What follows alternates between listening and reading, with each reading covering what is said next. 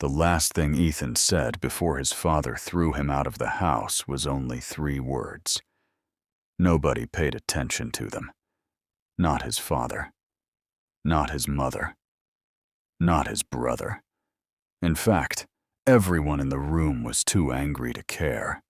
The argument had already lasted nearly an hour. His father called him lazy.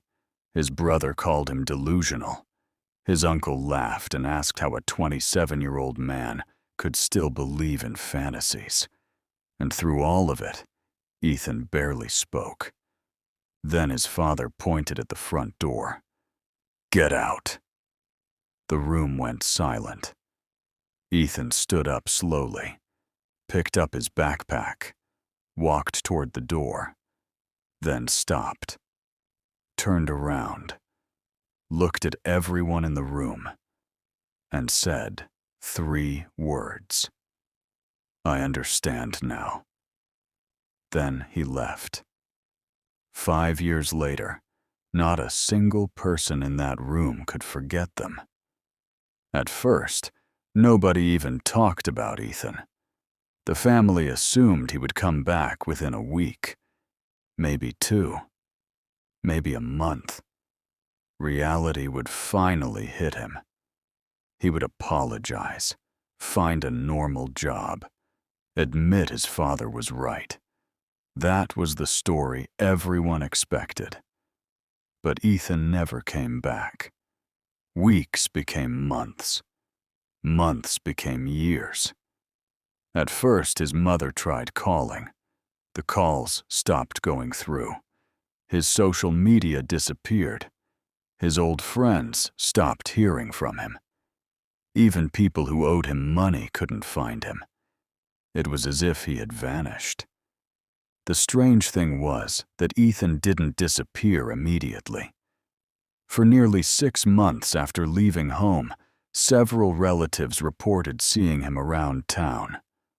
Always alone, always carrying a laptop, always looking exhausted. Then, suddenly, those sightings stopped too. And that's when the rumors started. One cousin claimed he had moved overseas. Another claimed he was homeless. Someone else insisted he had joined a startup that failed. Nobody knew, and nobody cared enough to find out. Eventually, life moved on. His brother Daniel got promoted. His father retired. His younger sister got married. Ethan slowly became something worse than a disappointment. He became forgotten. Until one afternoon, 3 years after he disappeared, a letter arrived. Not an email, not a phone call. A handwritten letter, addressed to his mother. No return address, no explanation. His mother opened it immediately. Inside was a single page, only 4 lines long. "Mom, I'm okay. Don't worry about me. One day, you'll understand." That was it. No phone number, no address, no signature, nothing. His mother cried. His father laughed. Still chasing fantasies. The letter was thrown into a drawer, and for 2 more years, nothing happened. No messages, no calls, no signs, nothing. Then, on an ordinary Tuesday evening, Daniel received a phone call. The caller refused to identify himself. The voice was calm, professional, strangely confident. The caller asked only one question. "Are you related to Ethan Walker?" Daniel froze. Nobody had asked him that question in years. "Why?" The caller paused, then answered. "Because your brother is about to become one of the most talked about people in the country." And before Daniel could ask another question, The line went dead. Daniel stared at his phone for several seconds. Then he called back. The number was disconnected. At first, he thought it was a prank, but something about the voice stayed with him. That night, he searched Ethan's name online for the first time in years. Nothing appeared. No company. No address. No photos. No interviews. Just old records from years ago. A man who was supposed to become one of the most talked about people in the country had no trace, and that made no sense. The next morning, Daniel told his father about the call. His father dismissed it immediately. Your brother always knew how to create drama. But Daniel wasn't convinced. 3 days later, another strange thing happened.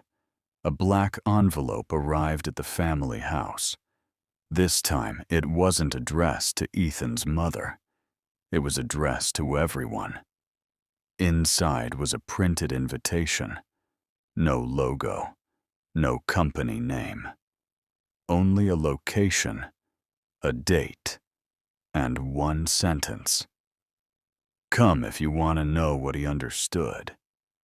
Nobody spoke because for the first time in 5 years, those 3 words returned to the room. I understand now. His mother wanted to go. His father refused. Daniel said it was probably a scam. But on the morning of the event, curiosity was stronger than pride. All of them went. The address led them to a large conference hall downtown. Outside, cameras were waiting. Reporters stood near the entrance. Expensive cars lined the street. Important people were walking inside. And the Walker family suddenly realized something terrifying. This wasn't a scam. This was real. Inside the hall, a giant screen stood above the stage. Hundreds of people filled the seats. Investors, journalists, government officials, executives. The family sat in the back, confused and uncomfortable. Then the lights went down. A video began playing on the screen. It showed empty warehouses, old computer servers, delivery trucks, data centers, and factories.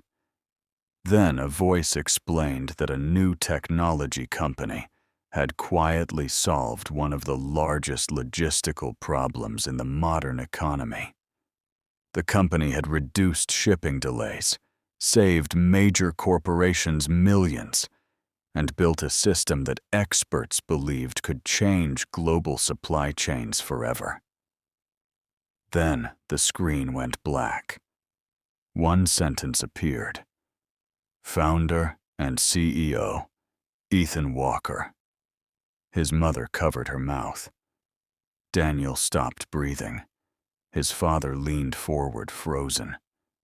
Then Ethan walked onto the stage. Not as a broken man, not as a dreamer, not as the son they had thrown out, but as the person everyone in that room had come to hear. The applause was thunderous. Ethan stood quietly until the room settled. Then he looked toward the back rows. For 1 second, his eyes met his father's, and he began.